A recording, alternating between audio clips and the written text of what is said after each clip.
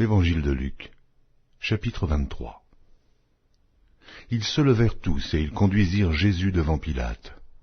Ils se mirent à l'accuser, disant : « Nous avons trouvé cet homme excitant notre nation à la révolte, empêchant de payer le tribut à César, et se disant lui-même Christ, roi. » Pilate l'interrogea en ces termes : « Es-tu le roi des Juifs ?» Jésus lui répondit : « Tu le dis. » Pilate dit aux principaux sacrificateurs et à la foule : « Je ne trouve rien de coupable en cet homme. » Mais ils insistèrent et dirent : « Il soulève le peuple, en enseignant par toute la Judée depuis la Galilée, où il a commencé, jusqu'ici. » Quand Pilate entendit parler de la Galilée, il demanda si cet homme était galiléen, et, ayant appris qu'il était de la juridiction d'Hérode, il le renvoya à Hérode, qui se trouvait aussi à Jérusalem en ces jours-là. Lorsque Hérode vit Jésus, il en eut une grande joie, car depuis longtemps il désirait le voir à cause de ce qu'il avait entendu dire de lui, et il espérait qu'il le verrait faire quelques miracles. Il lui adressa beaucoup de questions, mais Jésus ne lui répondit rien. Les principaux sacrificateurs et les scribes étaient là, et l'accusaient avec violence. Hérode, avec ses gardes, le traita avec mépris et, après s'être moqué de lui et l'avoir revêtu d'un habit éclatant, il le renvoya à Pilate. Ce jour même, Pilate et Hérode devinrent amis, d'ennemis qu'ils étaient auparavant. Pilate, ayant assemblé les principaux sacrificateurs, les magistrats et le peuple, leur dit : « Vous m'avez amené cet homme comme excitant le peuple à la révolte, et voici, je l'ai interrogé devant vous, et je ne l'ai trouvé coupable d'aucune des choses dont vous l'accusez. Hérode non plus, car il nous l'a renvoyé, et voici, cet homme n'a rien fait qui soit digne de mort. Je le relâcherai donc après l'avoir fait battre de verge. » À chaque fête, il était obligé de leur relâcher un prisonnier. Ils s'écrièrent tous ensemble : « Fais mourir celui-ci, et relâche-nous Barabbas. » Cet homme avait été mis en prison pour une sédition qui avait eu lieu dans la ville et pour un meurtre. Pilate leur parla de nouveau dans l'intention de relâcher Jésus. Et ils crièrent : « Crucifie, crucifie-le » Pilate leur dit pour la troisième fois : « Quel mal a-t-il fait ? Je n'ai rien trouvé en lui qui mérite la mort. Je le relâcherai donc après l'avoir fait battre de verge. » Mais ils insistèrent à grands cris, demandant qu'il fût crucifié, et leurs cris l'emportèrent. Pilate prononça que ce qu'ils demandaient serait fait.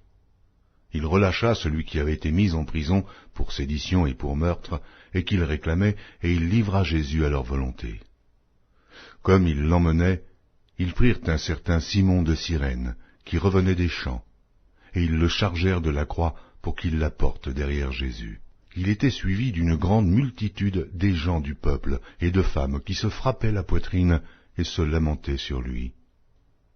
Jésus se tourna vers elles et dit : « Filles de Jérusalem, ne pleurez pas sur moi, mais pleurez sur vous et sur vos enfants. Car voici, des jours viendront où l'on dira : Heureuses les stériles, heureuses les entrailles qui n'ont point enfanté, et les mamelles qui n'ont point allaité. Alors, ils se mettront à dire aux montagnes : Tombez sur nous, et aux collines, couvrez-nous, car, si l'on fait ces choses au bois vert, qu'arrivera-t-il au bois sec ? » On conduisait en même temps 2 malfaiteurs, qui devaient être mis à mort avec Jésus. Lorsqu'ils furent arrivés au lieu appelé Crâne, ils le crucifièrent là, ainsi que les 2 malfaiteurs, l'un à droite, l'autre à gauche. Jésus dit : « Père, pardonne-leur, car ils ne savent ce qu'ils font. » Ils se partagèrent ses vêtements en tirant au sort. Le peuple se tenait là et regardait. Les magistrats se moquaient de Jésus, disant : « Il a sauvé les autres, qu'il se sauve lui-même, s'il est le Christ, l'élu de Dieu. » Les soldats aussi se moquaient de lui. S'approchant et lui présentant du vinaigre, il disait : « Si tu es le roi des Juifs, sauve-toi toi-même. » Il y avait au-dessus de lui cette inscription : « Celui-ci est le roi des Juifs. » L'un des malfaiteurs crucifiés l'injuriait, disant : « N'es-tu pas le Christ ?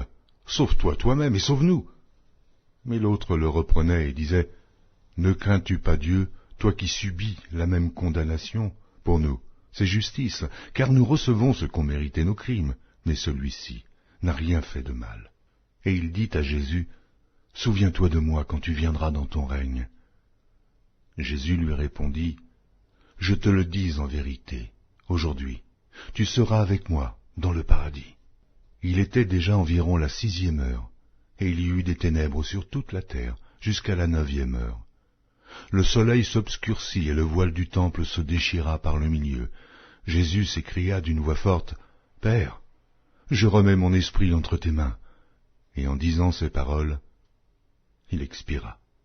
Le centenier, voyant ce qui était arrivé, glorifia Dieu et dit, « Certainement, cet homme était juste. » Et tous ceux qui assistaient en foule à ce spectacle, après avoir vu ce qui était arrivé, s'en retournèrent, se frappant la poitrine.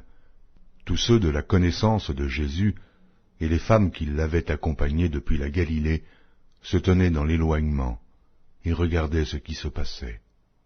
Il y avait un conseiller nommé Joseph, homme bon et juste, qui n'avait point participé à la décision et aux actes des autres. Il était d'Arimathée, ville des Juifs, et il attendait le royaume de Dieu. Cet homme se rendit vers Pilate et demanda le corps de Jésus. Il le descendit de la croix, l'enveloppa d'un linceul et le déposa dans un sépulcre taillé dans le roc, où personne n'avait encore été mis. C'était le jour de la préparation, et le Shabbat allait commencer. Les femmes qui étaient venues de la Galilée avec Jésus accompagnèrent Joseph, virent le sépulcre et la manière dont le corps de Jésus y fut déposé, et, s'en étant retournées, elles préparèrent des aromates et des parfums, puis elles se reposèrent, le jour du Shabbat, selon la loi.